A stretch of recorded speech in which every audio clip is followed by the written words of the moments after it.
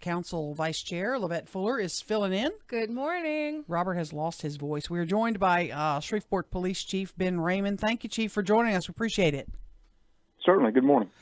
Crime stats, you guys laid them all out the other day, and in looking at the numbers, darn good. Looks really good. What most surprised you, I guess?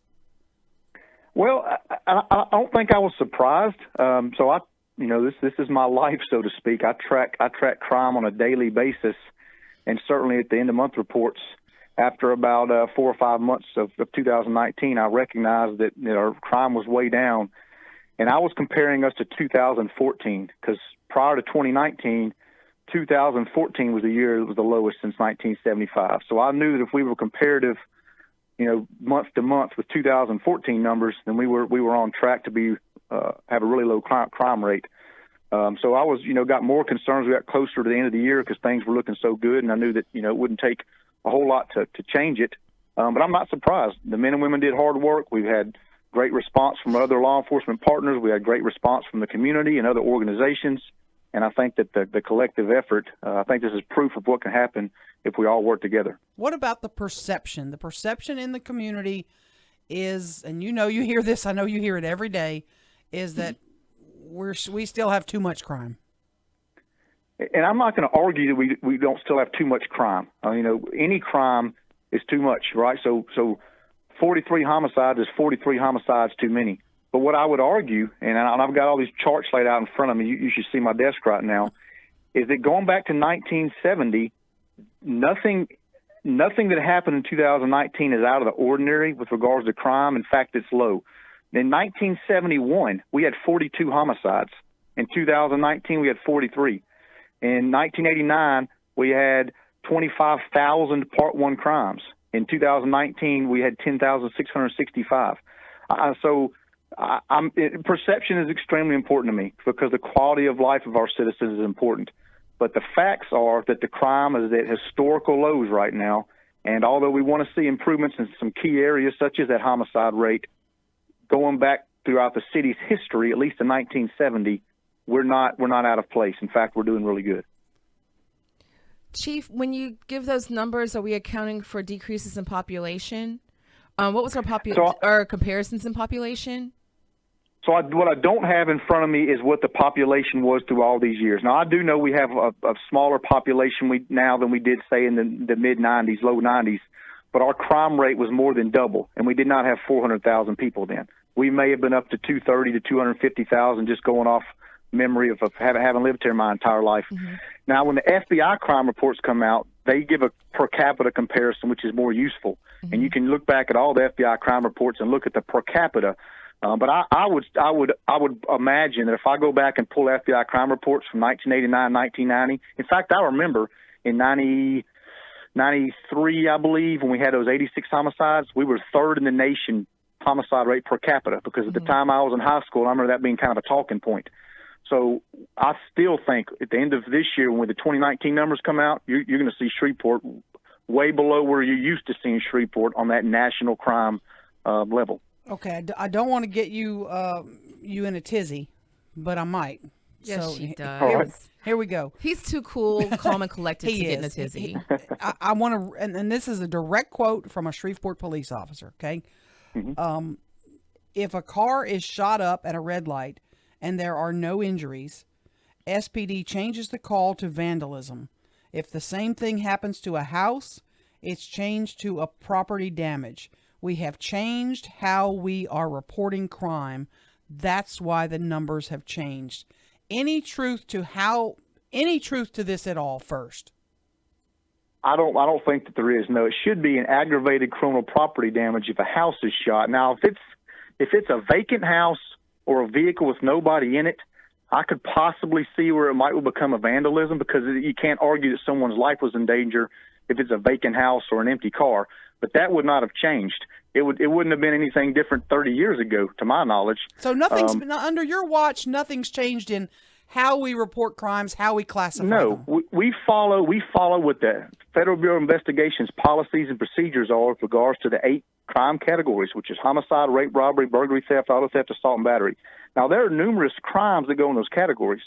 Homicide, for example, could be first degree, second degree, third degree, negligent, vehicular homicide. Those are all homicides.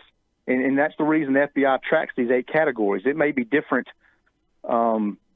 specific crimes across municipalities and states, but the categories have remained consistent. And I can assure you that we're not doing anything that is not completely above board and within the recommendations of the FBI. Now, the statutes, again, have changed over time, but a homicide's been a homicide for as long as the crimes existed. An ag battery has been an ag battery. Mm-hmm. So we're not, and I can tell you from my perception, as a patrol officer in the street, I wasn't tracking our monthly crime rate. My job was to go out there and arrest bad people and get guns and drugs off the street. And my competitiveness was with how did I do compared to my fellow officers. I don't remember ever looking at a crime report until I got into administrative position, and then it became important to look at what are we doing as a whole. But I don't think that the officer corporal on the street's even thinking about what could I do to make these numbers look that much better for my department. That's just not within your purview. If you're boots on the ground, you're worried about let's do the best job I can and do my part.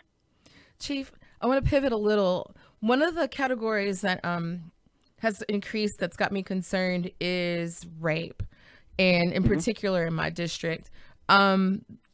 What can you say about looking at this sort of violent crime right now and seeing that significant increase? So that's a great question. I did a prayer breakfast this morning. I spoke specifically about rape. And I can't prove this to you, but I think it's a very logical argument.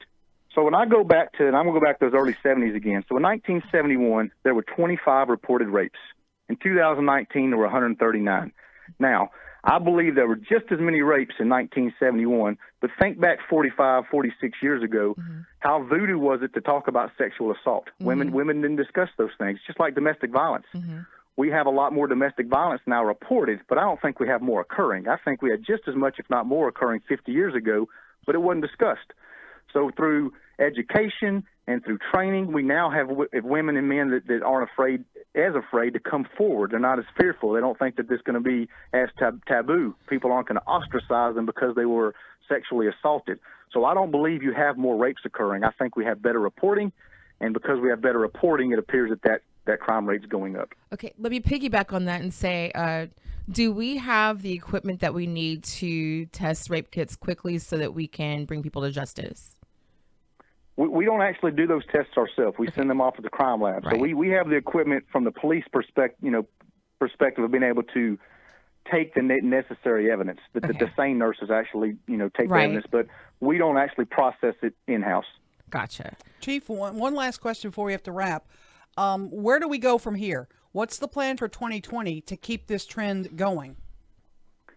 So I think we look at some of the things that worked really well for us in 2019, which is staying on top of these spikes in crime, looking at these weekly crime maps and seeing where are we having problems right now and immediately addressing them, special operations, allocating that supplemental patrol resources, continue to increase technology. We've got a digital forensics lab we're about to get up and rolling, which is going to be very beneficial for investigations. And then I think the key component is always going to be improving community policing efforts, more interaction, better interaction between citizens and police. Unfortunately, there are still neighborhoods in which there's that rift where the citizens don't feel comfortable talking to police officers. We've got to overcome that, get officers out of their cars, and develop some relationships. Do we have time for one more? One more, go ahead. Just to that point, do you feel like people are reporting more in my district than others? I mean, my stats are so high for these reports, and I look at some of these others where there's a palpable energy around their people feeling unsafe, but the reporting seems a lot lower.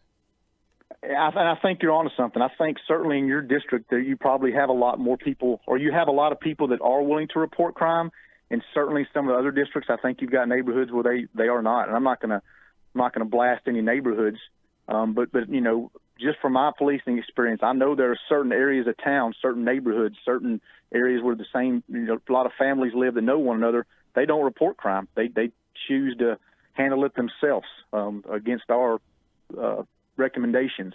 And so that's always an element, is what crime is not being reported. So to some degree, we just have less frontier justice in my district. Can be. Yes, ma'am. Chief Ben Raymond, thanks for your time this morning. I know you're a busy guy. Appreciate it. Yes, ma'am. Thank you. You bet.